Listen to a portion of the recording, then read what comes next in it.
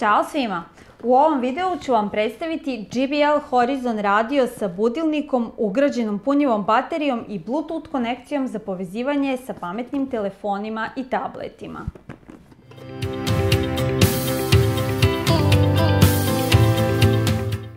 U kutiji se nalaze zvučnik sa budilnikom, ispravljač za punjenje i napajanje zvučnika sa priključkom za naše i američko tržište, antena i uputstvo.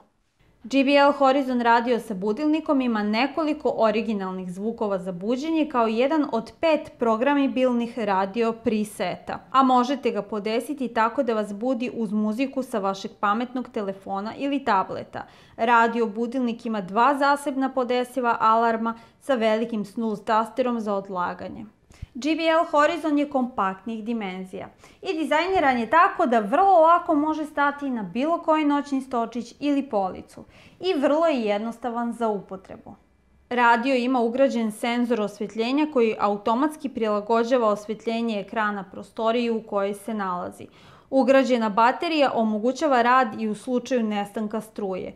Ima i 2 ugrađena USB porta preko kojih možete puniti druge uređaje. Radio budilnik se sa drugim uređajima povezuje uz pomoć 3,5 mm AUX ulaza i Bluetooth konekcije koja ujedno omogućava i bežično streamovanje muzike sa bilo kog pametnog uređaja. 2 ugrađena JBL zvučnika obezbeđuju kvalitetan i bogat stereo zvuk, bilo da slušate radio ili muziku sa telefona. Ovaj radio budilnik je dostupan u 2 boje, crnoj i beloj, i možete ga poručiti putem linka. Hvala vam na pažnji i vidimo se uskoro.